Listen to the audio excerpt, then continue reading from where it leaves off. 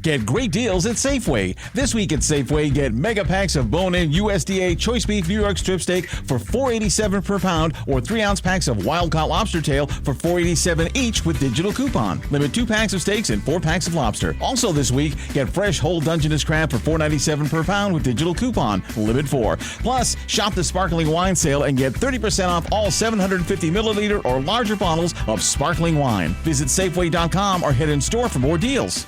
Hello, it is Ryan, and we could all use an extra bright spot in our day, couldn't we? Just to make up for things like sitting in traffic, doing the dishes, counting your steps, you know, all the mundane stuff. That is why I'm such a big fan of Chumba Casino. Chumba Casino has all your favorite social casino-style games that you can play for free anytime, anywhere with daily bonuses. That should brighten your day a little. Actually, a lot. So sign up now at ChumbaCasino.com. That's ChumbaCasino.com. No purchase necessary. VGW Group. Void where prohibited by law. See terms and conditions. 18+. This episode from the life of Sherlock Holmes will be transmitted to our men and women overseas by shortwave and through the worldwide facilities of the Armed Forces Radio Service. Petri Wine brings you Basil Rathbone and Nigel Bruce in the new adventures of Sherlock Holmes.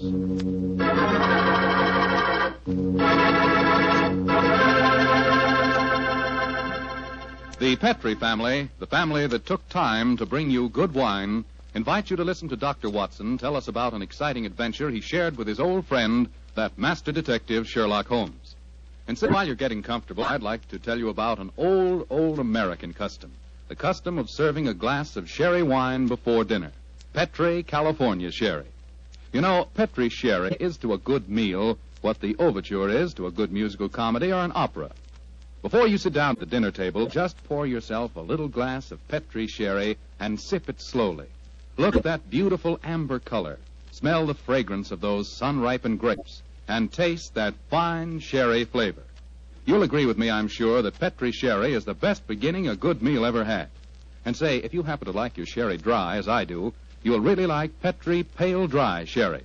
Believe me, you can't go wrong with any wine that bears the name Petri, the proudest name in the history of American wines.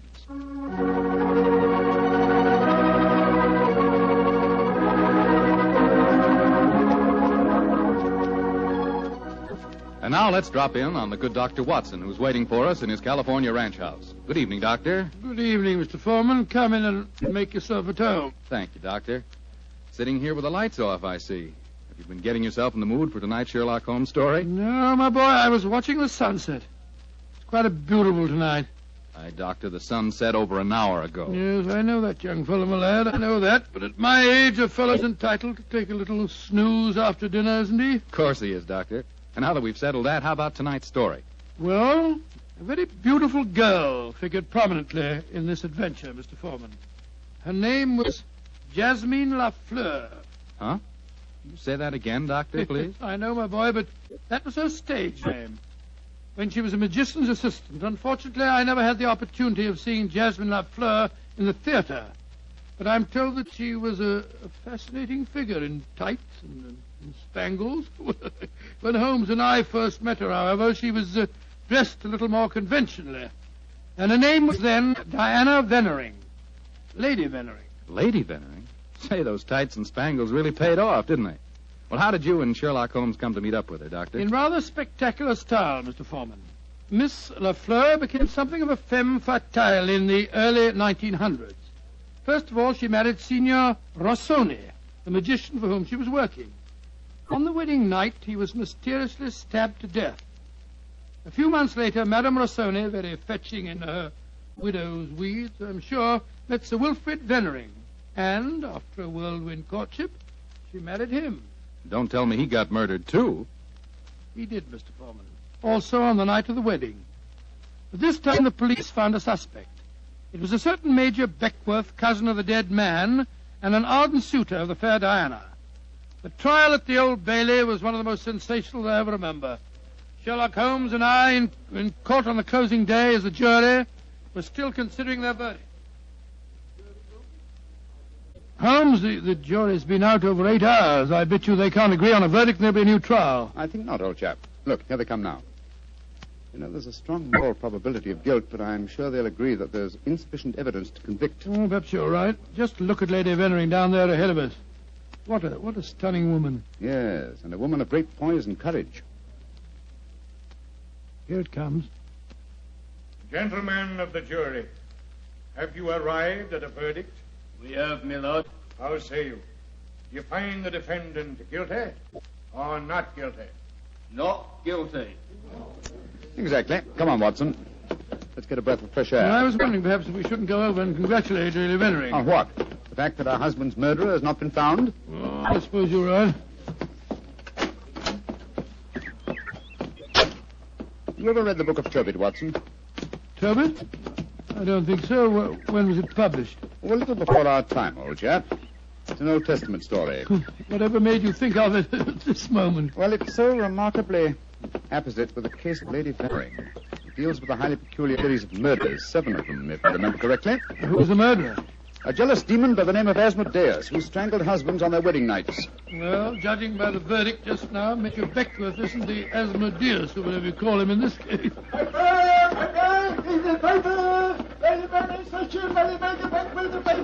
Here you are, boy. Here, give me a paper. Thank you, Governor. Thank you. The paper!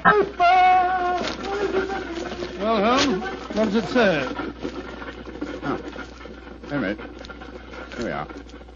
Listen to this. Lady Veneering, widow of the murdered man, says that she will marry the suspect. Lady Veneering told newspaper reporters this afternoon that if Major Beckworth is acquitted, she will marry him before the year is out. Oh, on my soul, Holmes, there's a positive sparkle in your eyes. You read about her. I must admit the lady fascinates me, old chap. I hope before she becomes involved in any further tragedies that we may have the opportunity of meeting her. And something tells me that we will.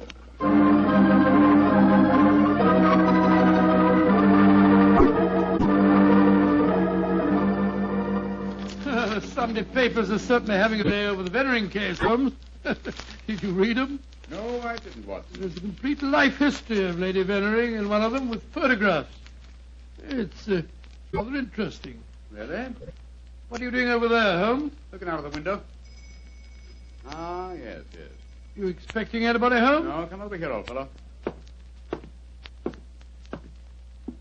Oh, it's a clergyman. Yes, a very agitated one. Look at the way he's pacing up and down, and looking up at our window, too. By Jove. What eyes? Yes, there's a fanatical look about him, which suggests either the martyr at the stake or the inquisitor lighting the faggots. Mrs. Hudson's letting him in now. Well, I'll be interested to know what he's come to us about. I can hear footsteps on the stairs here. I'll go and have a look. How do you do, sir? Come along in, won't you? It's all right, thank you, Mrs. Hudson. You're Mr. Sherlock Holmes? I am, sir, and this is my colleague, Dr. Watson. My name is Whalen, the Reverend Arthur Whalen. How do you do, How sir? do you do, sir? Sit down, won't you, and tell me what I can do for you. Thank you. Mr. Holmes, this is a very difficult subject to broach. In fact, it's only after intense personal conflict that I've been able to force myself to come to you. May I ask you, are you familiar with the Book of Tobit? Book of Tobit? Gracious me. You were talking about that yesterday, Holmes. I see that you've come to consult me about the Veneering case. But that's amazing. How did you know? Has Lady Veneering been in touch with you? No, sir, but I'm familiar with the Book of Tobit, and Lady Venering's case closely resembles that of the woman Sarah in the Old Testament story. More closely than you realize, Mr. Holmes. Did you know that before each one of Lady Venering's husbands was killed, they received a threatening note? Yes, I recall that from the trial. Signed in some sort of gibberish, weren't they? No, Doctor. Yesterday I was permitted for the first time to examine one of these notes. The apparent gibberish was in reality ancient Hebrew writing. Indeed. Were you able to translate it? Yes, Mr. Holmes. In effect, it said, if you go through with this marriage, your hours are numbered. And it was signed Asmodeus. Oh. The name of the jealous demon who strangled husbands in the Book of Tobit. Exactly. Just why have you come to me, sir? I want you to talk to Diana, to Lady Veneering, to tell her she must not go through with this new marriage. Murder is stalking her, Mr. Holmes. I have argued with her, prayed with her, implored her to realize her danger. But she is adamant. I'm afraid I should feel extremely presumptuous in giving her my advice. No, Mr. Holmes. I have prepared the way for you. You could, I'm sure, make her realize her danger. And she's willing to see me, you say? Willing and anxious. Oh, very well. But I'd like to ask you a few questions first. Anything, Mr. Holmes. What is your interest in her? She's a member of my flock. She needs my guidance. Nothing further? No, Mr. Holmes? By the way, I believe that you performed the marriage ceremony at both of her previous weddings. Yes. Are you proposing to officiate the ceremony if she marries Major Beckwith? Well, I don't know. I'm hoping that marriage will never take place. And so I want you to help me, Mr. Holmes. Where does the lady live? 47, Berkeley Square. Very well. Dr. Watson and I will call on her this afternoon. Delighted to, delighted. I doubt if I can be there myself. In fact, Diana might speak more freely if I'm not. But here's my card. Oh, thank You'll you. know where to get in touch with me if you want to. Very well, sir. Good day to you, gentlemen. And I'm greatly in your debt. Good day, sir, good day. Strange business, Holmes. I can't believe that Mr. Whalen's motives are entirely impersonal. Nor can I, old chap. What are you laughing about? I was thinking of the book of Tobit, Watson. Huh? In that, the role of protector, the role I have just been asked to take, was played by the Archangel Raphael. I can't help feeling, Watson, that I'm making distinct strides in my profession.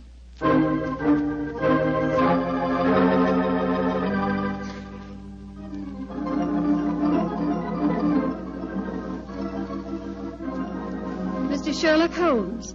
I'm so glad to meet you. How do you do, Lady Vennering? May I introduce my old friend, Dr. Watson? How are you, Dr. Watson? I'm awfully glad to meet you, Lady Vennering. Let's sit down, shall we? You're just in time for tea. Thank you. You know why we're here, of course. Oh, naturally. Mr. Whalen came round here as soon as he'd left you. You're to persuade me to look after my mortal affairs, while he takes care of my immortal ones. Isn't that it? Well, that's charmingly put, Lady Vennering. Charming. May I say, Mr. Holmes, that I'm flattered that a man of your eminence should be sufficiently interested to bother about me. You underestimate your own importance, Lady Vennering. Though I may mention that if your problem had been as simple as Mr. Whalen made it out to be, I might have been otherwise engaged. You're being very frank and a little mysterious. Are you suggesting that Mr. Whalen didn't tell you everything? I am. And I hope you will be more candid with me. Sherlock Holmes, I like you. You're most refreshing. Milk and sugar in your tea? Just milk, thank you. Here you are. How about you, Dr. Watson? Oh, just the same way, please. Thank you, my dear. And now, Mr. Holmes, perhaps you'll tell me why you think that you haven't been told everything. Before I answer that, Lady Vennering, I wonder if I might ask you some questions. But of course. Anything. When your first husband, Signor Rossoni, was killed, did the police find any suspects? Yes, one. Ferdinand Gautier, a young man who had been an assistant in our Magician's Act. A stupid, good-looking boy who thought he was in love with me. But of course Inspector Lestrade had to release him. There was no evidence. Inspector Lestrade, well, you can bet that if he arrested him, the boy was innocent. A warning note was found among your husband's effects, wasn't it? Yes, and it was signed in Hebrew with the name Asmodeus. But perhaps you're not familiar with the Book of Tobit. Oh, yes, I am. I'm familiar with it, Lady Vennering. How did you know then that the Hebrew letters signified that name? Mr. Whalen translated them for me. Oh, I see. And also read me the Book of Tobit. He's always been particularly fond of that book. Perhaps because it illustrates his own ideas on the dangers of marriage. And Holmes told us that he hadn't seen one of the warning notes until yesterday. Precisely. Lady Vennering, I read in the papers that you intend to marry Major Beckwith, the man who has just been tried for your late husband's murder. Yes, Mr. Holmes. When are you going to marry him, may I ask? When it pleases me. Doesn't it occur to you that a great deal of comment will be caused? Also that Major Beckwith's life is in obvious danger? Of course it occurs to me, my dear man.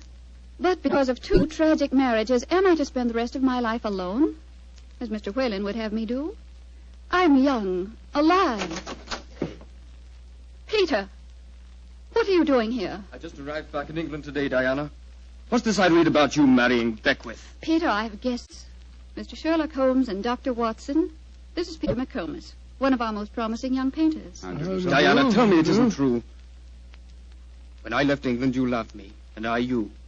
I come back, and what do I find? You're planning to marry Beckwith. Well, I won't stand for it. If you think you can throw me over like some silly boy, you're very much mistaken. I can tell things, you know. I can tell lots of things. Get out of here, Peter. Get out. Diana. And don't come back until you've learned manners and discretion. But Diana... Get out.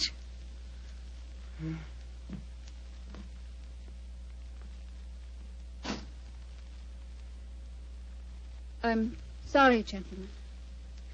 Were there any more questions you wanted to ask me, Mr. Holmes? One, Lady Bennering. Where is your fiancé, Major Beckwith? He's upstairs. I'm letting him stay here until the scandal of the trial has died down. I must see him at once. At once? Why, Holmes? He's in no danger until the marriage takes place? The marriage has taken place, Watson, unless I'm very much mistaken. What makes you think so, Mr. Holmes? You're much too discreet and intelligent, Lady Bennering, to let him stay here in your house unless you were already married. We were married this morning. But we planned to keep the fact a secret for a few months until the scandal had died down. May I talk to him, please? Of course. I'll ring for the butler and ask him to come down. May I ask, madam, who married you? The Reverend Arthur Whalen, of course. Oh, and all the time he talked to us today, he knew perfectly well this marriage had taken place. He must have just come from it. I don't trust that man, Holmes. Oh, there you are, Hodgson. I just rang for you. Will you ask Major Beckwith? Excuse me, milady. I was just on my way to telephone the police. The police? What do you mean? It's Major Beckwith, milady. He's been stabbed to death in his bath. Mr. Beckwith murdered, too. Hodgson, I'll telephone the police. And now I'm rather well acquainted with Inspector Lestrade. Excuse me, gentlemen. A dreadful business, Holmes. The third husband murdered on his wedding day. But what a woman, Watson. She's superb, magnificent. What on earth do you mean, Holmes? What courage. What unconquerable spirit in the face of a fresh tragedy. Watson, she fascinates me. I haven't seen such a splendid female since we solved that case for the King of Bohemia.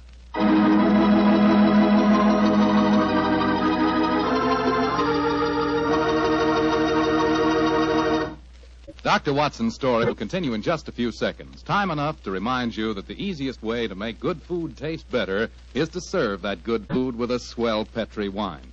And there are two Petri wines in particular just made to go with food. Petri California Sauterne, a delicate white wine with a subtle flavor that's perfect with chicken and fish. And Petri California Burgundy, a hearty, rich red wine that's out of this world with any meat or meat dish. So if you want to know just how good a cook you are, serve your good food with Petri wine made to go with it. A Petri Burgundy or a Petri Sauterne. Two swell Petri mealtime wines.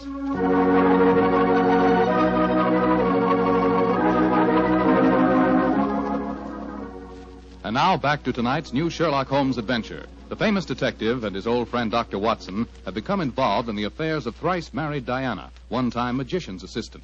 Each of her husbands has been mysteriously murdered on his wedding day, the latest murder occurring on the same day that Sherlock Holmes and Dr. Watson are brought into the case. As we rejoin our story, it's a month later, and for some obscure reason, Sherlock Holmes seems to have lost interest in the case, though not in the beautiful Diana. Mr. Holmes. Yes, Lestrade? It's over a month now since Major Beckwith was murdered, and we haven't found a single clue to it. You expect me to supply the deficiencies of Scotland Yard? Well, it's unlike you not to help us, Mr. Holmes. And after all, you and Dr. Watson were in the house when it happened. If you ask me, the murderer's either McComas, that Irish painter, or the clergyman Whalen. What do you think, sir? As far as I'm concerned, the case is closed, Lestrade, and I wish you'd stop bothering me. What do you think I am? Nothing but a detecting machine? Mr. Holmes, whatever's come over you? Holmes, you're not going out again this evening, are you? I'm afraid so, old chap. Well, this will be the fourth night in a row. I was hoping that we might have a nice, quiet evening in front of the fire. Oh, I'm sorry, Watson, but I promised to take Diana to the horse show at Olympia. I should be home by midnight.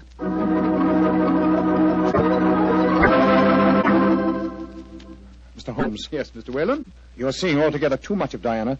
She seems to be completely under your spell. But you introduced me to her in the first place, with the request that I keep an eye on her. I made a great mistake. As her spiritual protector, I'm afraid I must ask you to stop seeing her. I'm afraid I must ask you, sir, to mind your own business.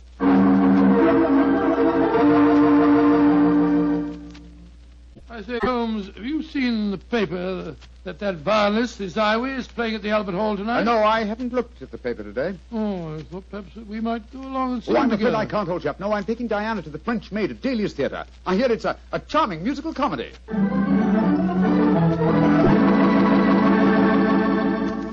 Look here, Holmes. We've been friends for a good many years now. Very true, old fellow. And I think I'm entitled to speak to you straight from the shoulder. Of course you are, Watson. Very well, then. This Diana Beckwith. Oh. Yes, it's your own business, I suppose, but I can't bear to see her making such a fool of you. You've neglected your work entirely since you met her.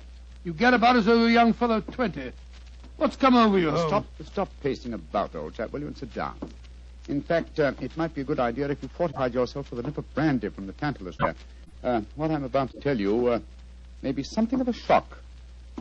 Watson, Diana and I are getting married tomorrow. What did you say, Holmes? I'm getting married tomorrow. But, you're insane. Oh, that's not very flattering, Watson. Anyway, I don't see why you should be so surprised. You yourself married and left Baker Street once, didn't you? For you, Holmes, a confirmed woman hater. No, my dear Watson. No, indeed, no. You will remember in our adventure that you titled A Scandal in Bohemia, I met a lady that I have often referred to as the woman. You mean Irene Adler, but she was a criminal. Exactly, and yet Diana has the same magnificent characteristics. Keen intelligence, courage, and unconquerable spirit. But Holmes, 3 of her husbands murdered on their wedding nights. You're proposing to be the 4th. Oh, rubbish, my dear fellow, because tragedy has attended her previous marriages. Is she to go through life alone? Holmes, you really mean it, don't you? Of course I do. I think I will have a nip of brandy. Oh, don't take it so badly, old fellow. We'll continue to see a lot of each other. Diana's very fond of you, you know. Oh, well, I'm glad. Who's going to perform the ceremony? Not the Reverend Mr. Whalen? Oh, no. We decided, in view of Diana's previous marriages, that he might prove to be a trifle, unlucky. A clergyman named Vernet will officiate. Whalen, of course, insists on being present just the same. What time is the wedding tomorrow? 2 o'clock, old fellow. Oh, I should have mentioned this before. I hope your cutaway coat and top hat are in a good state of preservation. You'll be a pretty prominent figure at the ceremony, you know. You mean that... Well, I mean that if Sherlock Holmes gets married, who else can be his best man but his old friend, Dr. Watson? It's elementary, my dear fellow, elementary.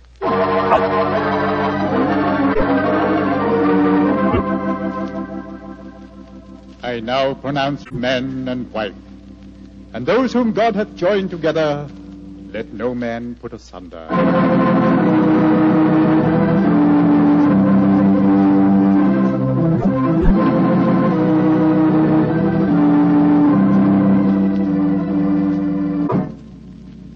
Diana, I'm going to claim the privilege of the best man and give you a kiss. Of course you shall, Doctor.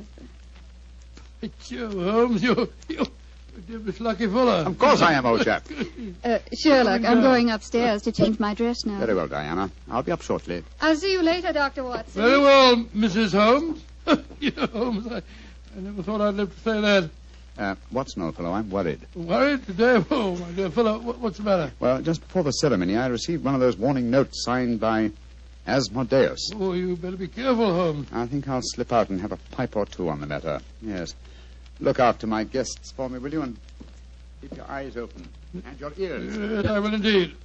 There you are, Mr. Whalen. Would you care for a glass of champagne or punch or something or other? Thank you, no, Doctor. I'm in no mood for celebration. I'm certain that Diana has made a shocking mistake. Well, really, sir, I don't think... I only came here in a last-minute attempt to dissuade her. Now that I've failed, I shall leave. Good day, sir. Bless your soul. Dr. Watson? Oh, hello, McComas. Where's Mr. Holmes? We'll be back in a few minutes. Would you care for a glass of champagne, sir? Well, thank you. I should like to drink a toast to the pair. I've been in love with Diana for years, you know, but she wouldn't marry me, and well, I suppose I might as well make the best of it. I must say your friend Sherlock Holmes seems like a splendid fellow. He is indeed, McComas. In fact, I may say... Watson! Excuse me, sir. All right, Holmes, I'm coming. Up here. What on earth's the matter, Holmes? Follow me, lock the door behind you. Allow me to introduce you to the demon Asmodeus, Watson. Unfortunately, at the moment, she's in a faint. Good Lord. It's Diana. Exactly. Always an impetuous woman, she made the mistake of trying to stab me with that knife. So I bent over to strap up a suitcase. She didn't allow for the wall mirror in which I was watching her. You mean you suspected her all along? Of course I did, old fellow. The problem was to find the proof. I first suspected her when I knew that she had been a magician's assistant. The key to the profession of magic is misdirection, and these murders have been a perfect example of misdirection motive. How do you mean, Holmes? Well, by creating a... Thanks to the well-meaning stories of the Reverend Mr. Whalen, whose theological libraries She must have copied the Hebrew signature. She focused the murders on jealousy, concealing the fact that the one person with a perfect motive was herself, the widow who was to inherit. Oh, why hasn't she been caught before? Because she was devilishly clever.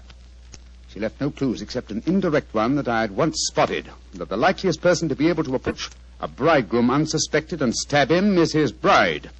And now I wish you'd see if you can revive it, old fellow. When the police get here, I should like Mrs. Holmes to be in full possession of all her faculties.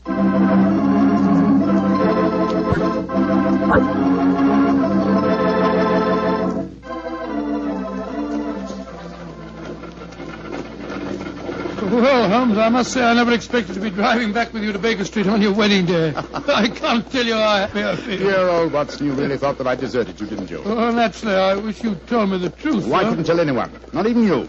If the faintest shadow of suspicion had entered her mind, I'd never have caught her. Well, it seems to me you paid a pretty high price, Holmes. You told me you made a will in her favor. Supposing something happens to you before her trial, she'd get the money, you know. Oh, the will? Oh, no, that was worthless. I told Diana that it was a holographic will and perfectly valid. Well, what on earth is a holographic will? A will drawn up in one's own handwriting on a piece of perfectly plain paper. Such a document is quite legal, but I drew mine up on a paper with a letterhead. That made it invalid. Oh, I see, but the fact remains that you are married, Holmes. I really fooled you completely, didn't I, Watson? Didn't the name of the clergyman who married us suggest anything to you? The Reverend Vernet? No, and why not should it? Well, Vernet was a French painter of some note. He also happens to have been a great uncle of mine and Mycroft's. You mean that your brother Mycroft was a clergyman? I mean that Mycroft was disguised as a clergyman. And a very convincing job he did, too. A more satisfactory clergyman than the Reverend Mr. Whalen, no doubt, whose possible complicity may compel him to answer some very awkward questions. Then you're not married. Well, upon my soul, Holmes, I don't know what to say. Then I suggest that you say nothing, my dear chap. Let's just sit back quietly, as two good friends can, and brood about the mutability of human affairs.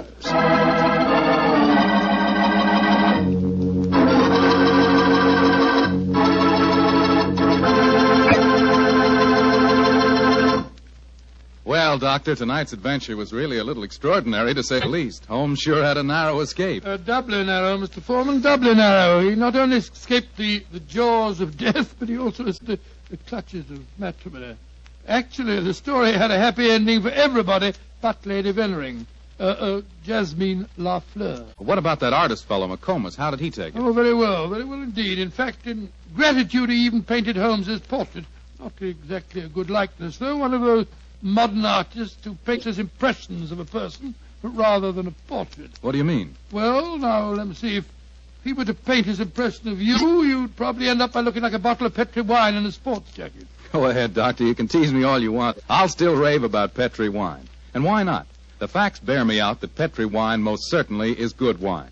After all, the Petri family knows all there is to know about the art of turning plump, sun-ripened grapes into fragrant, delicious wine. That's because they've been making wine for generations, ever since they started the Petri business way back in the 1800s. And because the making of Petri wine is a family affair, the family has been able to hand down from father to son, all their skill and knowledge and experience. And believe me, that adds up to plenty.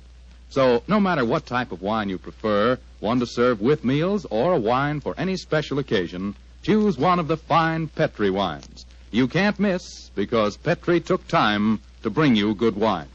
And now, Dr. Watson, what story do you have lined up for us next week? Well, now, let me see, Mr. Foreman. I'm going to tell you about a strange adventure that began by my taking a wild cab ride through the moonlit streets of London, and ended with Holmes and me being trapped in a luxuriously furnished cellar below a furniture warehouse down by the waterfront.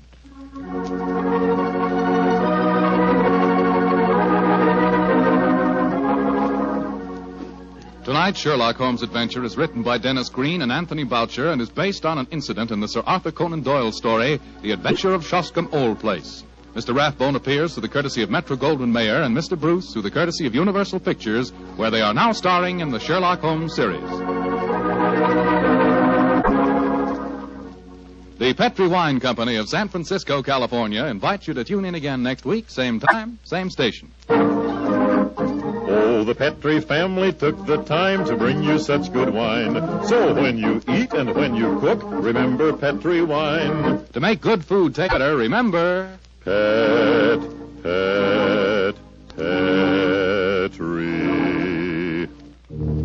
wine.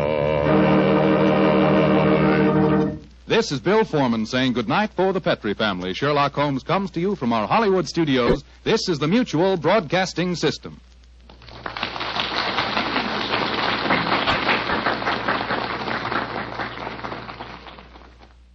Get great deals at Safeway. This week at Safeway, get mega packs of bone-in USDA choice beef New York strip steak for $4.87 per pound, or 3-ounce packs of wild-caught lobster tail for $4.87 each with digital coupon. Limit 2 packs of steaks and 4 packs of lobster. Also this week, get fresh whole Dungeness crab for $4.97 per pound with digital coupon. Limit 4. Plus, shop the sparkling wine sale and get 30% off all 750 milliliter or larger bottles of sparkling wine. Visit Safeway.com or head in store for more deals. Lucky Land Casino, asking people, what's the weirdest place you've gotten lucky? Lucky? In line at the deli, I guess? Aha, in my dentist's office. More than once, actually. Do I have to say? Yes, you do. In the car before my kids' PTA meeting. Really? Yes. Excuse me, what's the weirdest place you've gotten lucky? I never win and tell. Well, there you have it. You can get lucky anywhere, playing at LuckyLandSlots.com. Play for free right now. Are you feeling lucky? No purchase necessary. Void where prohibited by law. 18+. Terms and conditions apply. See website for details.